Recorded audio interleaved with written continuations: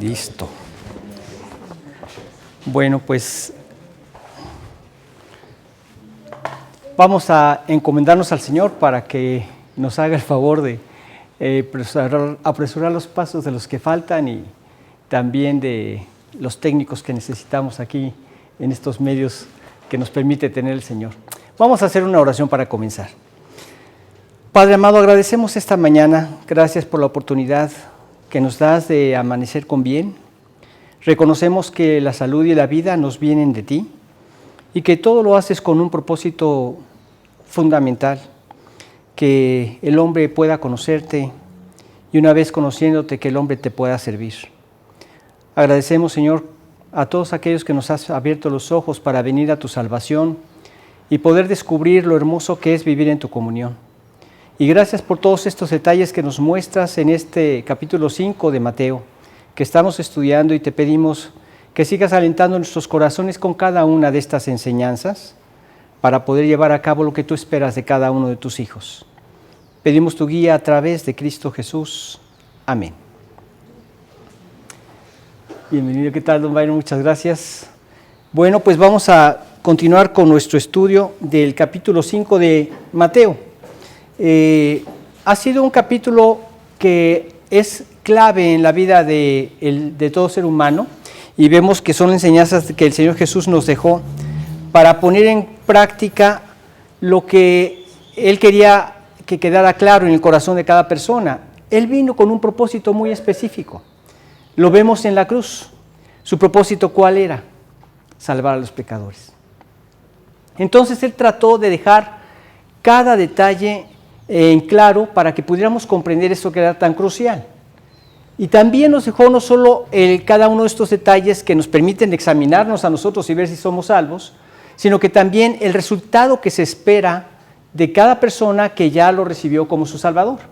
Entonces, por eso primero empieza con bienaventurados los pobres en espíritu. No hay una forma de podernos acercar a Dios, no hay una forma de poder tener la salvación hasta que nos reconocemos que nosotros, por nosotros mismos, no tenemos nada para lograrlo.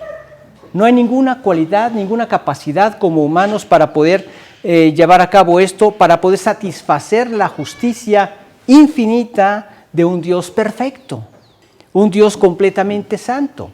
¿Quién puede cumplir los requisitos de su ley, por ejemplo?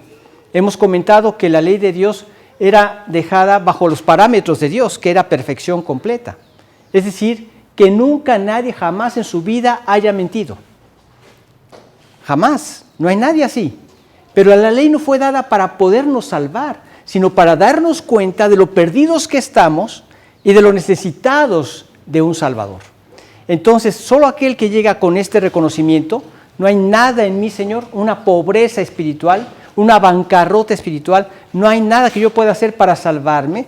Estos son los que pueden ser parte de su reino. Bienaventurados los pobres en espíritu, porque de ellos es el reino de los cielos. Esa es mi hija Lidia.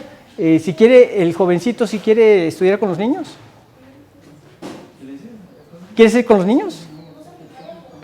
Van a pintar y a jugar. Va a estar emocionante.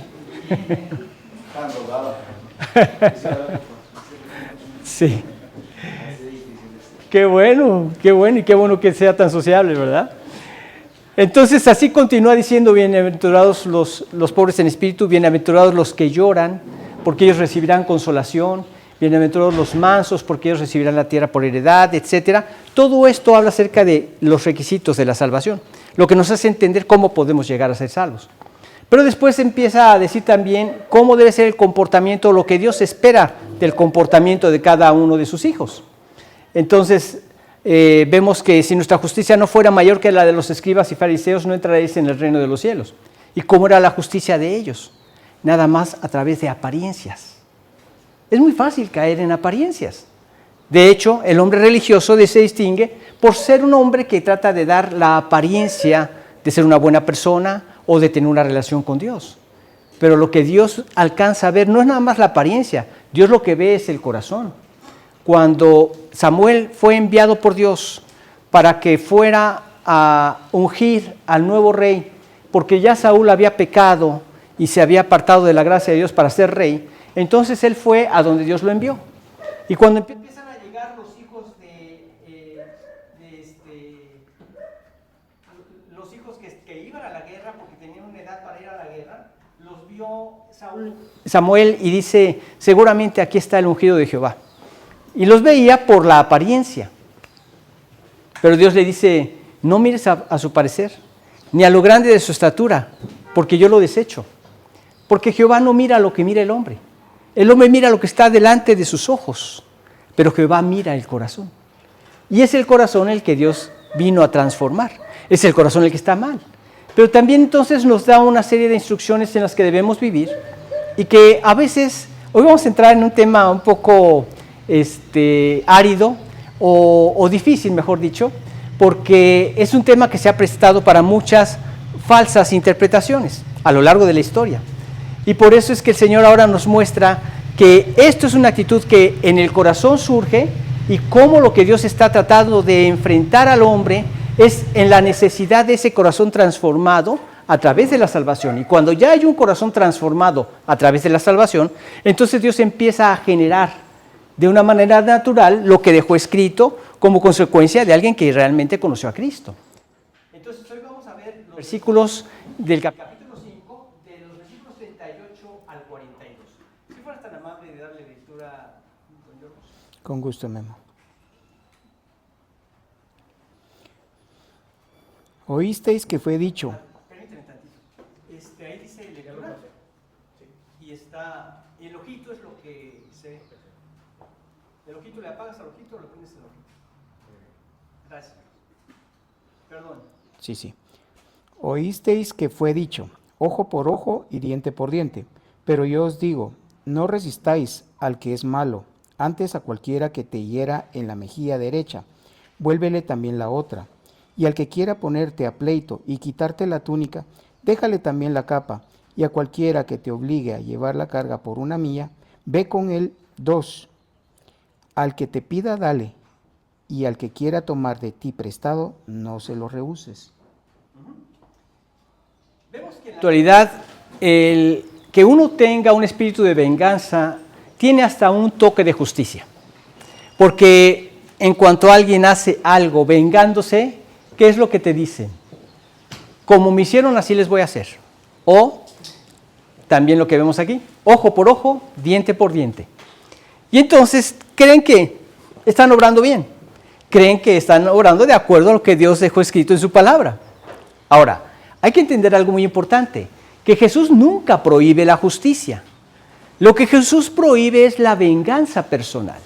Y la prohíbe en estos temas que aquí acaba de mencionar, que lo que se espera de un hijo suyo es un corazón rendido a Dios, en donde ya el orgullo fue clavado a la cruz para no hacer mi propia voluntad, sino glorificar a Dios en cada una de mis acciones. Es de lo que se tratan estos versículos. Por eso les digo que es un terreno un poco difícil porque mucha gente ha usado mal todos estos conceptos. Ahora, algunos hasta el grado de que llegan a lo risible. Yo os digo, no resistáis al que es malo, por ejemplo, que dice aquí en este pasaje. Hubo un loco, y esto lo mencionó, ¿quién fue el que lo mencionó? Ay, se me fue el nombre. El que hizo la Revolución Cristiana. Lutero, Martín Lutero. Martín Lutero dice que había un loco que decía que cuando llegaba algún mosquito a picarlo, él dejaba que lo picara. Porque como Dios decía que no hay que resistir al que es malo, entonces que le pique, ¿verdad? Pues estaba loco, no entendían bien la palabra de Dios y así muchos llegan a conclusiones de verdadera locura. Dios no se opone a la justicia, se opone a la venganza personal. Y aquí lo que primero nos quiere enseñar es que hay interpretaciones que han hecho mal los fariseos y que hay que corregirlas. Y aquí está corrigiendo un mandamiento de la ley que ellos habían ocupado mal. ¿De dónde tomaron el ojo por ojo y diente por diente? Es lo que dice el versículo 38. Lo tomaron de lo que dice Éxodo, capítulo 21, versículo 24, si fueras tan amable, Claudita. Éxodo 21, 24.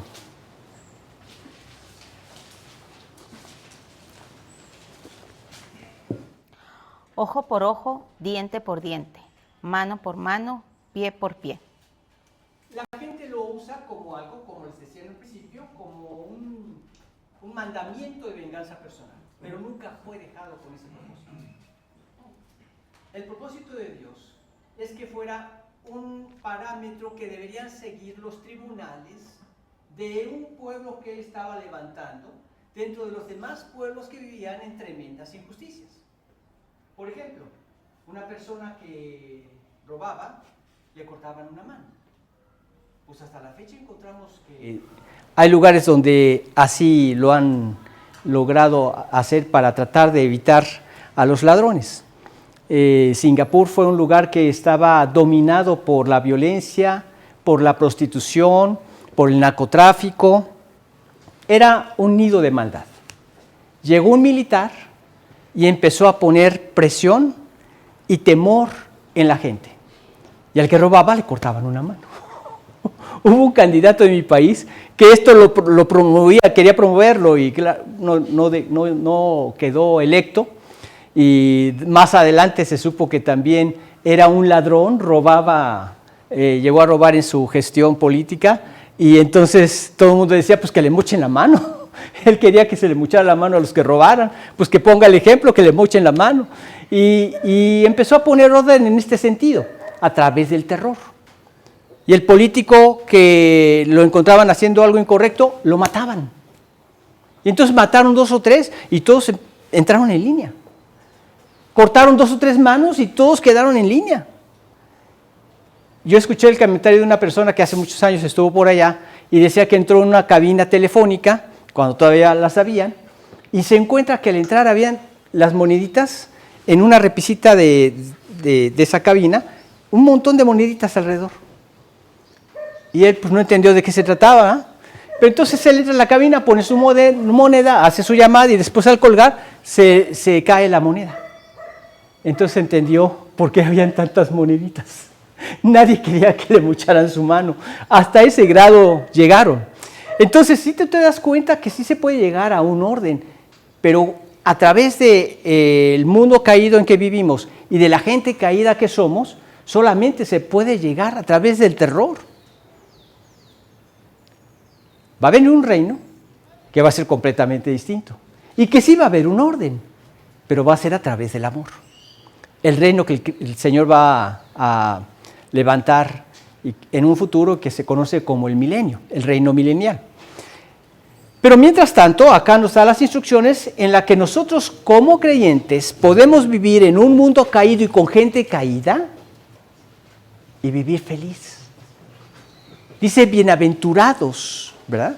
Y bienaventurados significa completamente satisfechos, completamente tranquilos, completamente felices. Es un término que abarca todo esto, es un término que abarca mucho más de lo que nosotros concebimos como lo que estamos persiguiendo, que es la felicidad. Y aquí nos da otro consejo. Y nos dice que esto fue dejado con un propósito. El ojo por ojo era para los tribunales. Así como les comenté estos hechos que se salían de algo correcto, de algo equitativo, él dijo ojo por ojo y diente por diente para que los tribunales tuvieran en cuenta algo, que no tenía que ser la pena más allá de lo que había cometido. Entonces, quitó un ojo, se le quita un ojo. Mató a una persona, debe ser muerto. ¿Sí me explicó? Y esto es lo que prevalecía. Ahora, ¿qué hacía un israelita cuando mataba accidentalmente a alguna persona? Que estaba en alguna construcción y de repente se le botaba el hacha, le caía en la cabeza al prójimo y lo mataba. El que tenía que ejecutar la muerte de la persona que había fallecido era algún familiar cercano. Tenía que ser el hermano, podría ser, si no tenía hermanos, el primo, podía ser los tíos, etc.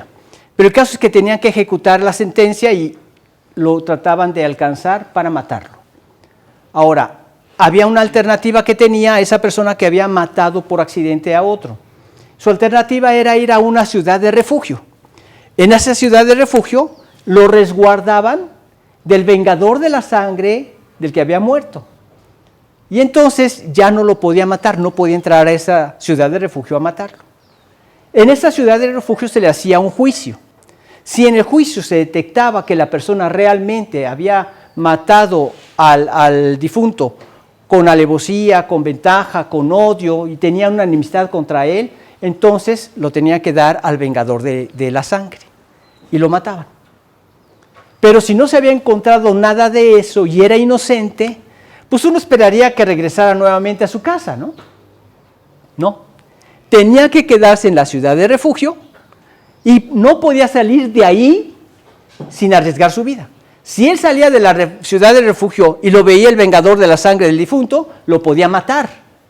Pero mientras estuviera en la ciudad de refugio, no lo podía matar. Era como una especie de prisión en un domicilio que no era el suyo, pues. Pero no podía salir de ahí. ¿Hasta cuándo podría salir? Hasta que muriera el sumo sacerdote. Ya una vez que moría el sumo sacerdote, entonces ya quedaba libre y podía salir. Y si lo mataban, pues entonces quedaba culpable la persona que lo había matado y se repetía la historia, ¿verdad? Pero no lo podían matar. Ya legalmente había quedado libre porque había sido comprobado que era inocente y no lo podían matar. Entonces esto los resguardaba, pero también uno dice, ¿por qué no lo dejaron irse de inmediato? Para Dios la vida siempre ha sido algo sumamente importante. El respeto al derecho de la vida siempre ha sido algo muy importante. Y esto le quedaba muy claro a esa persona para que tuviera cuidado que la próxima dejar bien asegurada la cabeza del hacha o hacer todo lo que fuera necesario para que no se muriera el prójimo por algún accidente. Entonces ponían mucho cuidado en todo esto. Ahora, esto era lo que traía el equilibrio. Entonces, este ojo por ojo y diente por diente, que venía de aquí del libro de Éxodo, era con ese propósito. Y vemos que el propósito era limitar el castigo, ¿verdad? Y era evitar todo tipo de excesos que la gente llevaba a cabo en aquella época, y como lo sigue habiendo en algunos países en los que estamos ahorita en este mundo, y Dios quería evitar esos excesos, pero por otro lado también quería que fuera garantizada la justicia, que no se quitara, que no se ejecutara menos de lo que se merecía. Y ese era el propósito. Pero los fariseos lo habían agarrado como una licencia para llevar a cabo la venganza personal. Y hasta la fecha no nada más los fariseos. Mucha gente lo hace así. Y podríamos llamarles fariseos si tú quieres, pero están actuando como ellos. El propósito de Dios no era ese. El propósito de Dios es que tenían que tener cuidado en usar bien la ley y que entendieran que todo aquello que tenía que ver con su justicia personal, no tenían que defenderse. Esto suena medio fuerte, pero vamos a entender más o menos a qué me refiero. Cuando Pablo estaba en una ciudad en Éfeso y había una persona que tenía un espíritu de adivinación, que le daba mucho dinero a sus amos, él empezó a hacer la obra del Señor en este lugar y a compartir el mensaje de salvación, hacía muchas sanidades, muchos milagros, para dar testimonio de que él era un mensajero de parte de Dios. Ese era el propósito. Lo encontramos en 1 de Reyes 17, 23 y 24, cuando Elías sana y resucita al hijo de una viuda. Y llega con el hijo de la viuda y se lo entrega. Y entonces la viuda le dice, ahora conozco que tú eres varón de Dios y que la palabra de Jehová es verdad en tu boca. Entonces acá estos milagros tenían ese propósito, que las personas entendieran que él era un varón de Dios y que la palabra de Dios era verdad en su boca. Pero entonces esta mujer empezó a decir, estos son hombres de Dios que les indican el camino de salvación, y esto lo hacía por muchos días. Mas desagradando a Pablo, se volvió y le dijo al Espíritu, te mando en el nombre de Jesucristo que salgas de ella, y salió en aquella misma hora. Y cuando aquellos vieron que se había ido el fruto de su ganancia, agarraron a Pablo y a Silas y los metieron a la cárcel. En la cárcel ya sabemos lo que pasó. Ellos entraron y causaron una gran conmoción. Un terremoto antes del terremoto. Un terremoto en el impacto que causaron a los demás presos. Porque ellos, a pesar de haber sido juzgados por algo que no tenían que haber estado en prisión, atados, después de azotados, atados a un cepo muy incómodo, empezaron a cantar himnos a Dios. Toda la gente esperaría que fueran amenazas o que fueran reclamos o que fueran ofensas al gobierno, etc. Empezaron a cantar himnos a Dios. Viene un terremoto, se abren las puertas, el carcelero se iba a quitar la vida. Pablo le dice, no te hagas daño, aquí estamos todos. Entonces llega a los pies de Pablo y le dice, ¿qué debo hacer para ser salvo? Y fue salvado él y fue salvada toda su familia como consecuencia de esto. Y entonces al día siguiente le dice el carcelero, mira, te tengo buenas noticias. Ya llegó la carta en que quedas libre y puedes salir de aquí. Dice, ¿qué? No nos hicieron juicio siendo ciudadanos romanos. ¿Y nos vamos a ir así nada más? No. Por cierto, que vengan ellos a sacarnos. Entonces tú dirás, ¿qué pasó con Pablo? ¿Dónde está esa humildad, no? Quizá cualquiera podría haber dicho, aquí les está queriendo hacer un poco de ojo por ojo y diente por diente. ¿Por qué no padeció él esa injusticia? Porque tenía que ver con el ministerio que estaba realizando para la gloria de Dios. Tenía que ver con el testimonio que estaba dejando en toda esta región. Tenía que ver con el testimonio también que les estaba dando a todos los demás creyentes que ya había ganado para el Señor Jesucristo. Con todo esto lo que estaba haciendo es dando una fe pública de que los habían juzgado incorrectamente, que eran totalmente inocentes y que podían seguir confiando en el mensaje que él les estaba dando de la palabra de Dios. ¿Sí me explicó? O sea, no todo derecho tiene que ser renunciado. Si hay algo que no va a glorificar a Dios, tienes que defenderlo. Si lo va a glorificar, si va a glorificar el no defenderlo, también puedes hacerlo. Hay ocasiones en donde así pasa. Hay ocasiones donde tú dices, aquí mejor lo dejo así.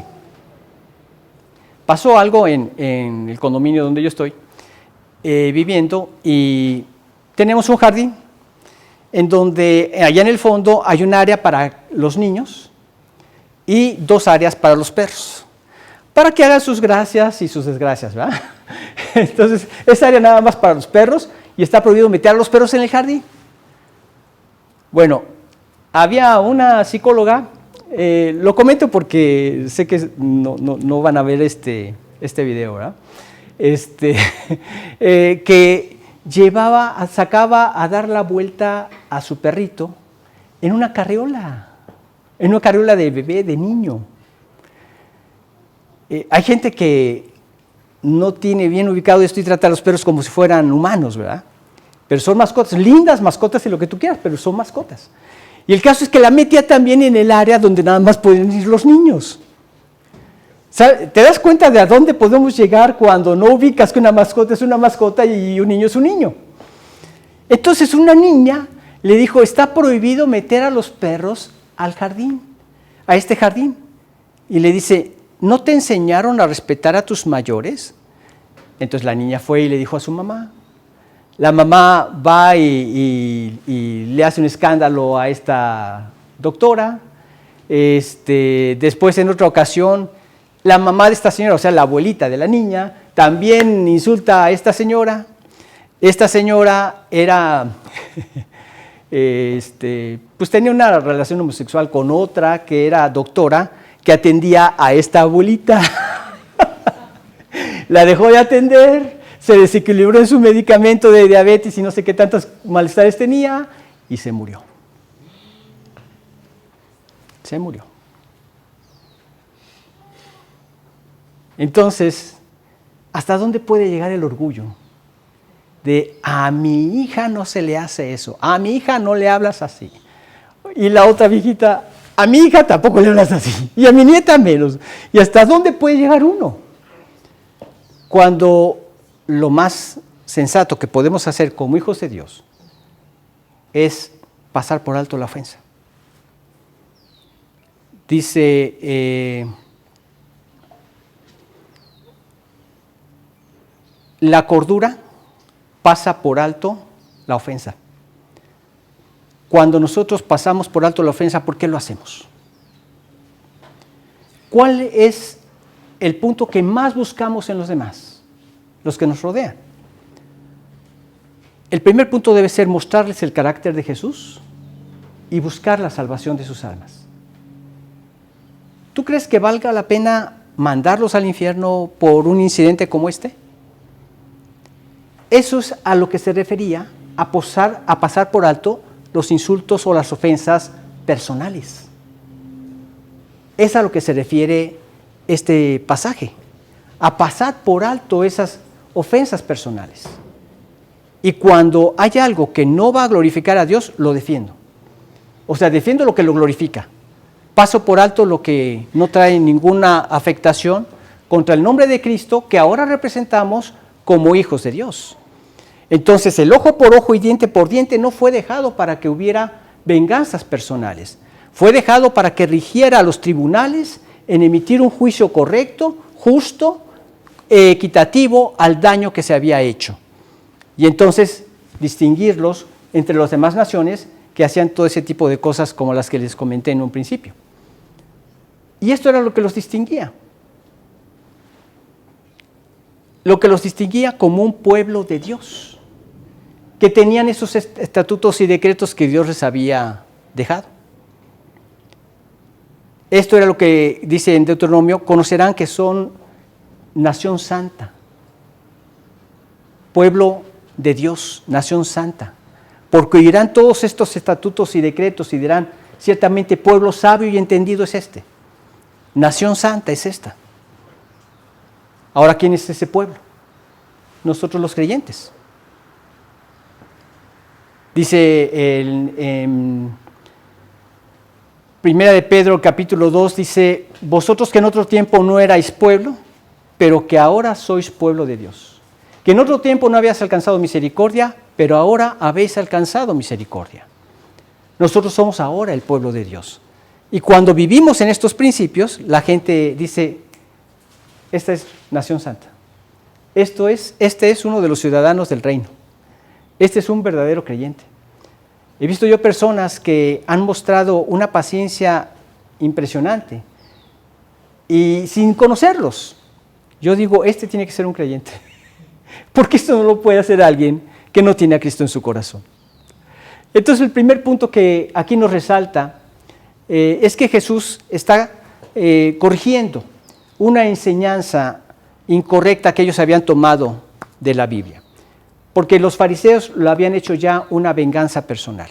No era una venganza personal.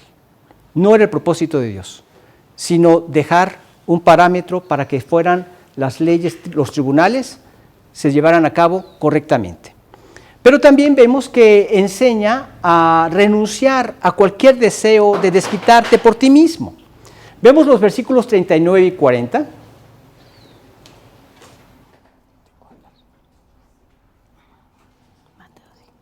Mateo 5, ¿qué?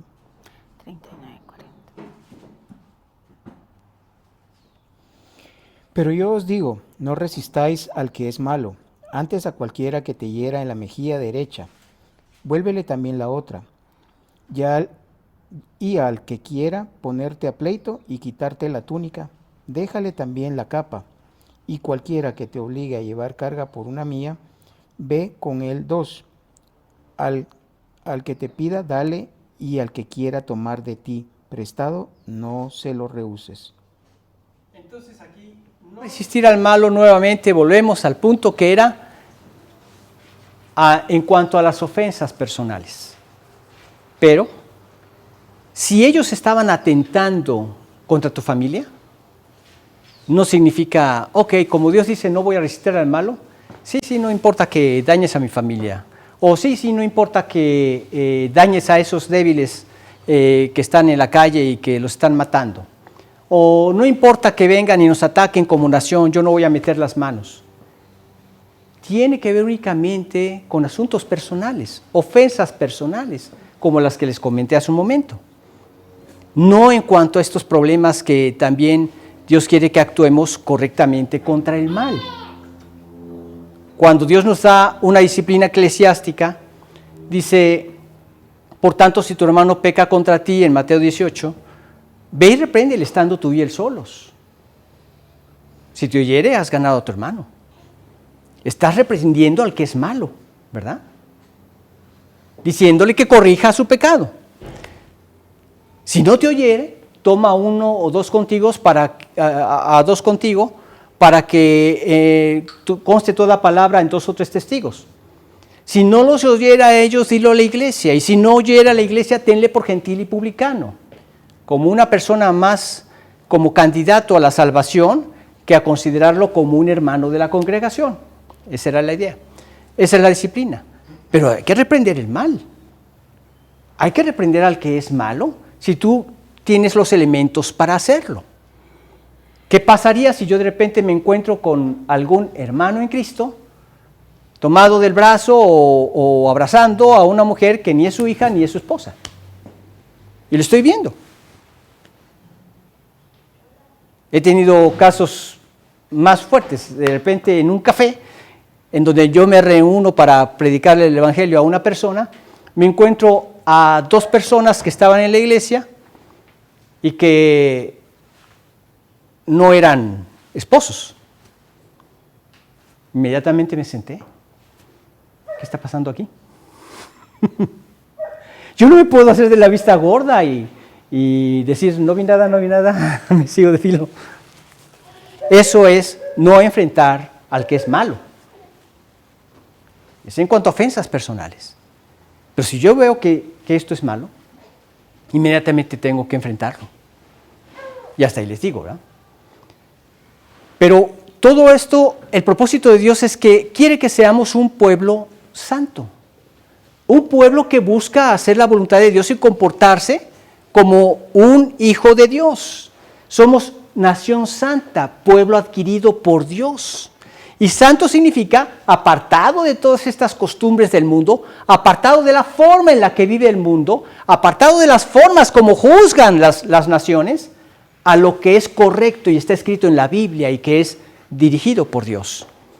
Eso es lo que debemos nosotros buscar. Entonces, es en cuanto a estos asuntos personales, no a cuanto a que, mira, yo soy creyente y no debo resistir al malo y me están robando mi carro, pues que se lo lleven, ¿verdad? No. Tampoco voy a sacar la pistola para matarlo. Es más, yo no uso pistola. Pero sí voy a ir con las leyes a decirles, señores, me robaron mi carro y estas son mis placas y por favor devuélvamelas. Yo sé que el día siguiente ya me lo devolvieron, ¿verdad? Bueno, eso estaría súper. Ya hemos perdido algunos así. El punto es que no tiene esto nada que ver. Y aquí entonces vemos este aspecto. No resistáis al malo. Luego nos dice acerca de si alguno quiere tomar la túnica, déjale también la capa. Lo mismo en cuanto a ofensas personales. Hay ocasiones en donde pasa lo siguiente. Nada más por mencionar el ejemplo didáctico. Voy manejando, resulta que me quedé de ver con alguien para tomar un café ahí en el centro comercial, ¿cómo se llama el que está en la Roosevelt? Miraflores, el que está junto al Tikal. Sí, ¿verdad? Miraflores. Ahí casi hay poca gente por lo regular, ¿verdad? Y más en domingo. Y entonces ya llevo media hora buscando lugares y ya encontré uno, pero viene uno en sentido contrario y ¡plum! Se mete. ¿Qué voy a hacer ahí? ¿Voy a hacer valer mi derecho? Oye, vienes en sentido contrario, ¿cómo me vas a quitar el lugar? Fue una ofensa personal. ¿Valdrá la pena meterme en todo este rollo y en todo este pleito? Es ahí a donde Dios nos quiere llevar. Hay cosas que no vale la pena que tú como hijo de Dios te inmiscuyas y te metas en pleitos que a saber cómo van a parar. Llegas y dices, no, aquí voy a hacer respetar mi derecho. Te bajas del carro, le tocas a la ventana al fulano y te baja la ventana con una pistola aquí. Se estila mucho por aquí, por estos lugares, así es que ¿vale la pena llegar a eso? por un lugar de estacionamiento. Es que nuestra carne así es. Te hacen eso y empieza a hervirte la sangre, porque así es nuestra carne. Dios, tú que moras en mi corazón a través de tu Espíritu, tranquilízame. No voy a dar un mal testimonio de ti. No voy a llevar esto a más. Así es que te ruego que me des la gracia de encontrar otro lugar. Y de repente ves que se sale un lugar y está a la par de la puerta. Y van llegando los que te lo robaron. No, no es cierto. No, no hay que llegar a esto. Pero siempre Dios bendice la obediencia. Siempre. De una u otra forma, bendice la obediencia. Y lo percibimos. Primero, no me enojé. Segundo, no me hice de otro enemigo. Tercero, me dio una mayor bendición. O sea, encontré una opción mejor. Por muchas formas. Pero para eso hay que morir. Hay que clavar esa carne. No hay que dejarla que se levante cuando surge alguna ofensa personal. A ese estilo de ofensas es a las que se refiere el Señor. No a que les digas, pasen adelante, me robaron la bicicleta, miren, aquí está la sala, también se la pueden llevar, acá está el comedor, lo acabo de comprar, llévenselo. Eso no es lo que está diciendo. ¿Sí queda claro? No es lo que está diciendo. Está atentando contra mi familia. No, yo tengo que defender a mi familia, tengo que ser proveedor y protector de mi familia. Cuando leemos en el capítulo 5 de Efesios, dice que debemos sustentar y proteger a la familia. Cristo sustenta y cuida a su iglesia. Así debe ser el esposo con su familia, sustentarla y cuidarla, o sea, ser proveedor y protector de su familia. Entonces tengo que proteger a mi familia. No está hablando de esto, está hablando de algún asunto personal. Ahora, también vemos que nos dice en los versículos 41 y 42 que Jesús nos llama a tener una actitud de generosidad. Vamos a leerlos. Y a cualquiera que te obligue a llevar carga por una milla, ve con él 2. Al que te pida, dale. Y al que quiera tomar de ti prestado, no se lo rehuses. Omití un punto en el punto anterior, un detalle. Dice, a cualquiera que te hiera en una mejilla, vuélvele también la otra. Volvemos al principio, ¿verdad? Vemos que al Señor Jesús, en ese juicio injusto que le hicieron antes de la cruz, hubo un hombre que lo golpea. La bofetada era un insulto. Era una grave ofensa personal, era un insulto. Y bofetearon a Jesús. Y Jesús le dice, si he dicho algo que está mal, dime en qué me equivoqué. Y si lo que he dicho es correcto, ¿por qué me golpeas? Pero no se agarró a golpes. No dijo ojo por ojo. Ah, me dice una bofetada, yo te voy a dar 2. Porque normalmente eso es lo que pasa, ¿verdad? Me robaste 100 quetzales, yo te voy a robar 200. Para que aprendas que conmigo no te metes. Hay una religión que está promocionada como el 666 y estuvo aquí en Guatemala, no sé si todavía siga. Pero lo que tenían ellos como doctrina era que si alguien te hacía bien, tú tenías que esforzarte por hacerle el doble de bien. Y si alguien te hacía mal, tú tenías que esforzarte para hacerle el doble del mal de lo que te pensaba hacer. ¿Qué opinan? ¿Muy cristiana la actitud? Aquí estamos viendo que no. No está mal en que tú trates de hacer el doble de bien, pero está mal en que tomes actos de venganza en donde quieras desquitarte al doble. Porque además le estás quitando el papel que a Dios le corresponde. ¿Quién es el juez? El juez que juzga justamente es Él. Y Él se encargará de defender tu derecho. Pero tú descansas en el Señor. ¿Qué pasa en nuestra relación, en nuestra familia, como esposos? ¿Cuántas veces no surge esto? en donde tratamos de vengarnos por ofensas personales. ¿En dónde más recibimos ofensas personales? Que entre un esposo y una esposa. ¿Me voy a vengar por mí mismo? ¿Voy a tomar represalias y voy a darle el doble? En una ocasión me dice una chica, no sé qué era lo que íbamos a hacer, que dijo, mira, nosotros no vamos a poder acompañarlos porque mi esposo está pasando por vacas flacas y ahorita no hay dinero. Entonces yo viendo al esposo le dije, oye, mira, si en algo te podemos ayudar, yo sé que estás pasando por vacas flacas y me dice, ¿por vacas flacas? No, hombre, ¿quién te dijo eso? Bueno, pues íbamos a hacer esto y tu esposa nos comentó que estaba pasando. No, hombre, la estoy castigando. Pero no, yo estoy re bien, me dice. Perdón que me ría, pero es que si no me pongo a llorar. Hacer esto, ¿en dónde está el amor que uno debe darle a la esposa? El problema que yo tenía con él es que él decía que yo era su pastor.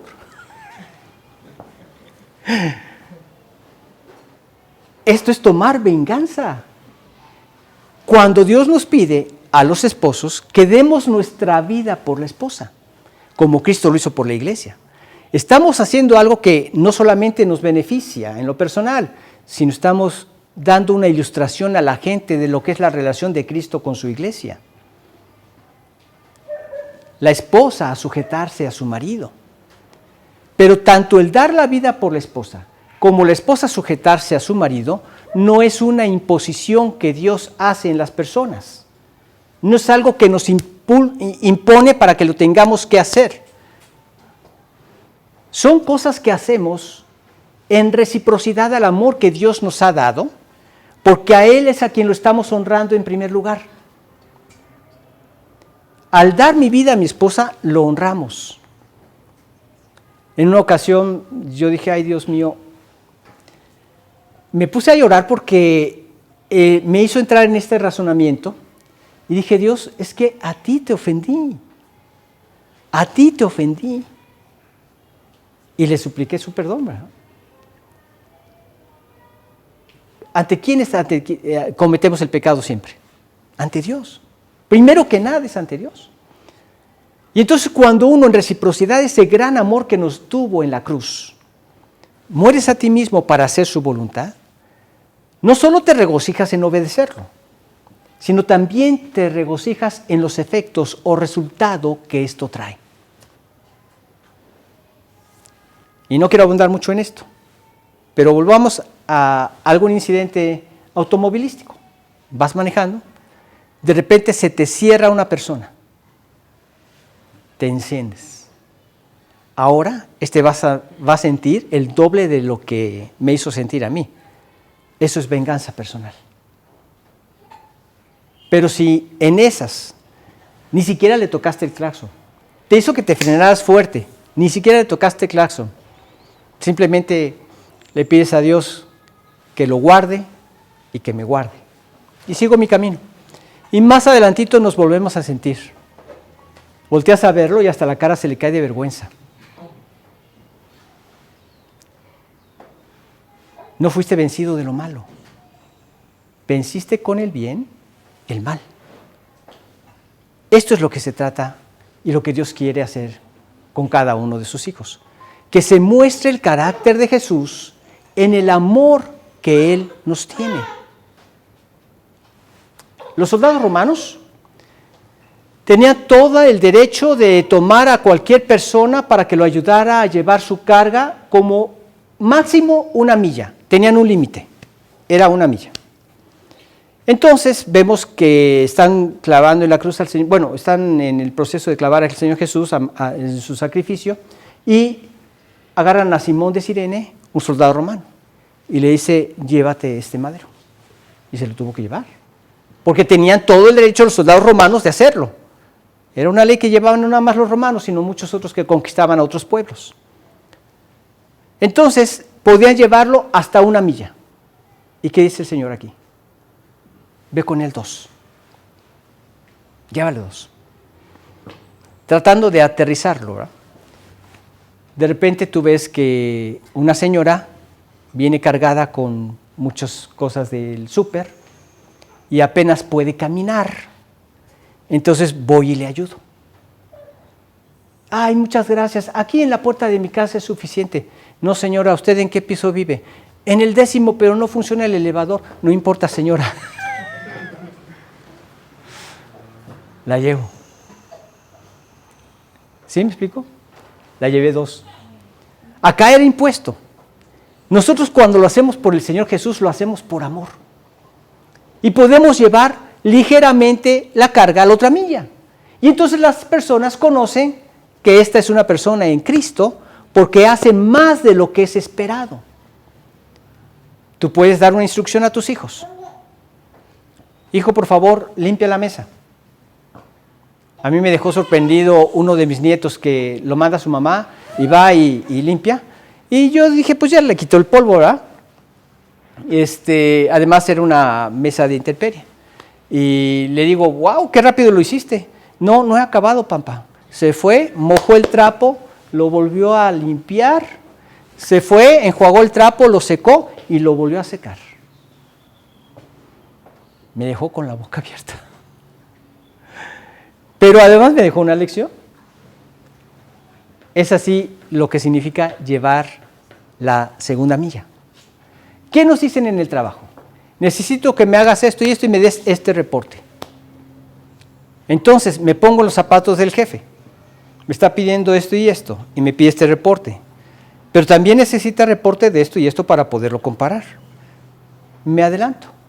Hago la segunda milla. Hago el otro reporte. Aquí está, jefe. Y le entrego también estos otros que le permiten comparar este que le estoy entregando. ¿De casualidad eres cristiano? No, jefe, pero necesito aumento de sueldo. Automáticamente viene eso. ¿A quién no le interesa tener un agente así? Si yo fuera empresario, yo contrataría y cuidaría a estas personas que me están jalando la segunda milla, que no nada más hacen lo que le pido, sino que me cuidan las espaldas, hacen las cosas bien, los procuro corresponder económicamente, porque no quiero que se me vayan. ¿Sí me explico? ¿Pero el creyente lo hace por eso? Lo hacemos por amor al Señor. Que vean que hay una gran diferencia en Cristo. Y entonces caminamos la segunda milla. Al que te pida, dale. ¿Significa que a todo el que me pida le tengo que dar? En una ocasión a uno de los Rockefeller le pregunta a una persona, era el que estaba más opulento en esa época y tenía más dinero y todavía estaba vivo. Le dice, ¿alguna vez usted ha regalado $1 a alguien? Y le dice, mire joven, si yo regalo $1 a una persona, mañana tengo una larga fila que están esperando a que yo salga para darles $1 a cada uno de ellos. Le pregunto, ¿qué bolsillo soporta eso? No se trata de quebrantar el carácter. Dios dice, el que no trabaja, pues que tampoco coma. Dios no fomenta la falta de carácter. El trabajo es correcto, hay que realizarlo. Pero de repente hay alguna necesidad, brota alguna necesidad. Estoy en la capacidad de poder ayudar, le doy. En todo esto, cuentas con la guía de Dios. Pero fíjate bien de lo que estamos hablando, de alguna ayuda. Si yo, por ejemplo, veo que tu negocio va prosperando y me acerco a ti y te digo, mira, es que desde cuando mi esposa y yo teníamos el sueño de, al cumplir los 50 años, irnos a Hawái y no sé si tú me pudieras ayudar. Eso no es ninguna necesidad. Nos referimos a necesidades básicas. Sustento, abrigo, necesidades básicas. Entonces, si estoy en la capacidad de hacerlo, voy a mostrar el amor de Jesús para hacerlo. Y por otro lado, agradezco al Señor que me da la capacidad para poderlo hacer. Ahora, haces tus cuentas. no estás en la capacidad de hacerlo, no puedes hacerlo. No vas a descompensar a tu familia por quizá la prueba en que está siendo sometida la otra persona. Pero si después de todo esto puedo ayudar, lo ayudo. Entonces, en todo esto hay un equilibrio que Dios nos va dando. Pero el propósito fundamental es el poderles manifestar el amor de Jesús. Jesús ahorita ya no está en la tierra, Él ya está en la gloria. Pero cada hijo suyo somos sus manos y sus pies para manifestar su corazón a las demás personas, con el propósito de atraerlos a la salvación en Cristo. No se trata simplemente de hablarles del Evangelio. Significa que nosotros vivamos ese Evangelio y entonces las personas estarán abiertos en sus corazones para querer escuchar. Ahora, esto es algo muy importante porque alguien decía, cuando tú devuelves mal por bien, eso es diabólico. Cuando tú devuelves bien por bien, eso es humano. Cuando tú devuelves bien por mal, eso es divino. ¿Y sí? Solamente Dios nos puede dar esa gracia. Que aún a personas que se han manifestado como enemigos, les podamos hacer un bien. Vamos a ver la anécdota final y vamos a comprender a qué me estoy refiriendo con esto. Pero eso es divino, dar bien por mal. Ahora, nosotros como humanos podemos vivir así. Como humanos no se puede vivir así. Esto es divino. Esto es como creyentes, como hijos de Dios. Solamente como hijos de Dios tenemos la capacidad de contar con su Espíritu Santo, que es el poder que habita en nosotros. En 1 Corintios 2:5 dice, para que vuestra fe no esté fundada en la sabiduría de los hombres, sino en el poder de Dios. La fe del creyente es poder de Dios.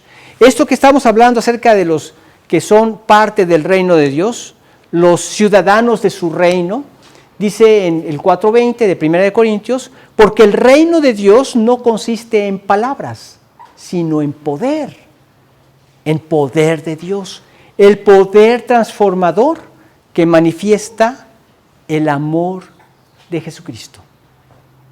El amor de 1 Corintios 13, que es sufrido, benigno, no tiene envidia, etc. ¿En dónde lo vamos a poder poner a práctica esa clase de amor, ese tipo de comportamiento? Pues desde nuestra casa, con mi esposo, con mi esposa, con mis hijos, y de ahí nos extendemos hacia los demás. Nunca vamos a poder ser mejores creyentes de lo que somos en nuestros hogares.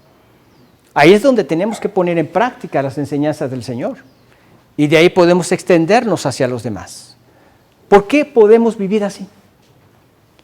Porque Cristo lo hizo. Él nos dejó ejemplo. Él lo hizo. Cuando le insultaban, no respondía con insultos. Cuando lo golpearon, no respondió con golpes. Estaba en la cruz y se burlaban de él. Si realmente eres el Hijo de Dios, bájate de la cruz y creeremos en ti. Ahora, imagínate lo que ha de haber sentido el Señor en ese momento. Bueno, me pongo los zapatos yo como humano, ¿verdad? Pero Él es divino. Y me pongo a pensar, qué tontos son. Yo me paro de esta cruz y los dejo sin salvación. Todos se van a ir al infierno. Yo soy su única esperanza. Y le dice, Padre, perdónalos. No saben lo que hacen. No saben lo que están diciendo. No saben lo que hacen. Este fue el comportamiento de Jesús. Jesús venció el mal con el bien. Leamos lo que dice en 1 de Pedro, capítulo 2, versículo 23.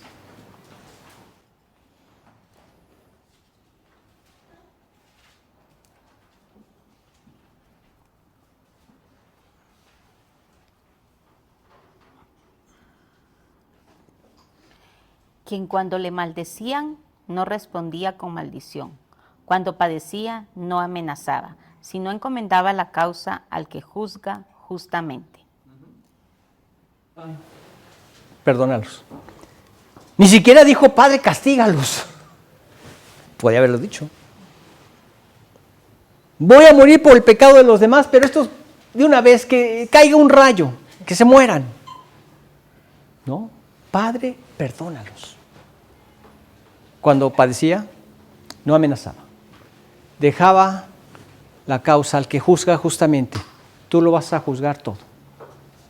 Esto es lo que debemos hacer cuando padecemos algún tipo de injusticia. En tus manos lo dejo, Señor. Tú eres el juez. A mí dame amor para poderlo ganar para Cristo. Que esto es lo que necesita la persona. Ponte a pensar, ¿cómo vivías tú?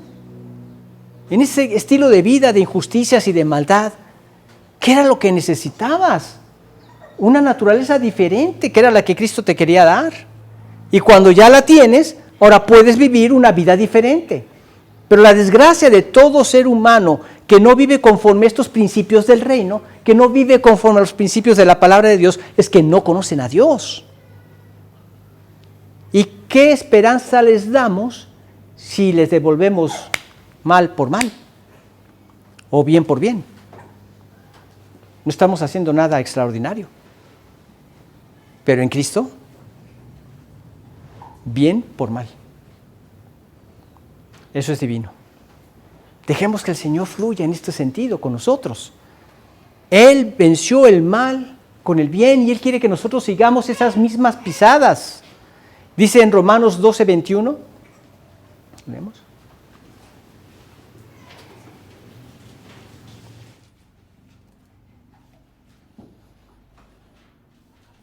No seas vencido de lo malo, sino vence con el bien el mal. No seas vencido de lo malo. Vence con el bien el mal. Qué diferente cuando actuamos así. Hasta hacemos que se ruborice la cara de un enemigo. No esperaba eso de ti. Hasta puedes lograr que te pidan perdón por su mala acción, porque les devolviste bien por mal. No seas vencido de lo malo. Vence con el bien el mal. La venganza destruye, esclaviza, no te permite vivir bien. Todo lo que se genera en tus intestinos por estar pensando de qué manera te vas a desquitar, te desgasta, te esclaviza. El amor, el perdón, te libera. Y como les he dicho, es una oración que le hacemos a Dios para que Dios quite ese deseo de venganza. No busca lo suyo, busca lo que es de Dios. Y Dios te libera, te lo quita. No es que te lo comas, no que te quedes con él, no, te lo quita, te libera. Por eso es que perdonar no te hace ser más débil, no. De hecho, el ser fuerte es una persona que domina su propio espíritu, que tiene el dominio propio, que tiene el autocontrol o que tiene la templanza. Ha clavado a su carne en la cruz y no deja que se manifieste, no deja que surja, sino que surge el amor de Jesucristo. Esto es lo que te hace fuerte, porque es lo que realmente te lleva a la victoria. La victoria no es tanto destruir a mis enemigos. La victoria es que me permite no ser como ellos y manifestar el amor de Jesús. Y con esto quiero terminar. En la guerra de sucesión de los Estados Unidos, de Estados Unidos, le dijo un general a Abraham Lincoln que no era buena la forma como él trataba a sus enemigos. Usted tiene que destruir a sus enemigos, no buscarse hacer amigo de ellos. Y entonces él le dice, ¿y qué mejor forma de destruir a mis enemigos que haciéndolos mis amigos? Qué buena lección. Porque es así como Dios espera que nosotros actuemos. que al obrar conforme al amor de Jesucristo, conquistes el corazón de la persona que no lo tiene. Y que quizá precisamente por ese hecho es que quiere ser tu enemigo. Y trayéndolo a los pies de Cristo, se convierte en tu amigo y más que amigo. Un discípulo que tuve, llegaba cada semana: Memo, ya no aguanto a un compañero de trabajo, de la universidad. Siempre que me ve predicándole a alguien, se pone a la par mía y empieza a contraatacar, empieza mejor dicho, a atacar, y empieza a ofender, y no me deja predicar el evangelio a la gente. ¿Es tu enemigo? Hay que orar por nuestros enemigos. Empezó a orar por él. Y como congregación, como jóvenes, era un grupo de jóvenes, empezamos a orar por él. Pero esto era semana tras semana. Y llega un día y me dice: mira, Memo, hoy sí ya. Estuve a punto de agarrarme a golpes con él. Ya no puedo más. Y de esas que te llega el Espíritu a iluminar, ¿verdad? Porque le dije: ¿no será que está a punto de conocer a Cristo? A punto de convertirse. Porque si cada vez que predica está contigo y quiero ir. Yo no sé, pero ya no lo aguanto. Pasó esa semana y a la otra, ¿qué crees que pasó? Se convirtió a Cristo. Platícame cómo fue. Se me acercó y me pidió perdón por todo lo que me había atacado del evangelio. Pero que él estaba peleado con Dios porque su papá había muerto hace un par de meses. Y no quería saber nada de Dios. Pero no puede hacer nada contra su evangelio. Y decidió rendirse a los pies de Cristo. Hasta la fecha es un fiel discípulo del Señor. Y no seas vencido de lo malo. Vence con el bien el mal. Entre esposos, con sus hijos, entre familia, entre vecinos, con la gente que no conoces. Como creyentes, siempre tenemos que manifestar el carácter de Jesús. No buscar lo que es mío, buscar lo que edifica a otros, buscar lo que atrae a la salvación a los que me rodean. Vamos a hacer una oración para terminar. Padre, agradecemos este tiempo y gracias por cada enseñanza que nos dejas en este hermoso capítulo de Mateo. Y que podamos entender esos momentos en donde queremos esa venganza personal para morir a ella. Poderte honrar a ti, Señor, haciendo las cosas que conquisten en amor. Que siempre pongamos en nuestros corazones este pensamiento de saber si lo que vamos a hacer te va a glorificar a ti o no. Y buscar tu gloria, Señor, en cada una de nuestras acciones.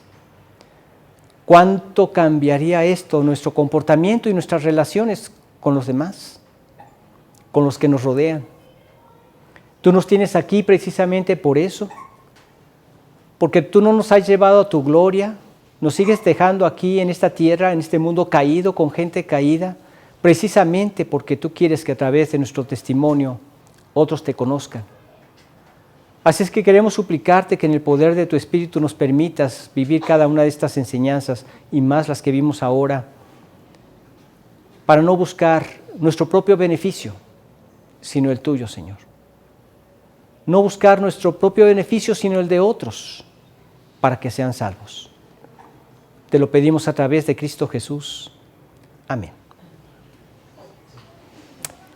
Y han oído que fue dicho: amarás a tus enemigos, amarás a tus amigos y odiarás a tus enemigos. Mas yo os digo, amad a vuestros enemigos. Bueno, eso lo vamos a ver el próximo domingo. Lean ese pasaje y vamos a entender a lo que se refiere. Que tengan un excelente domingo y que Dios los bendiga.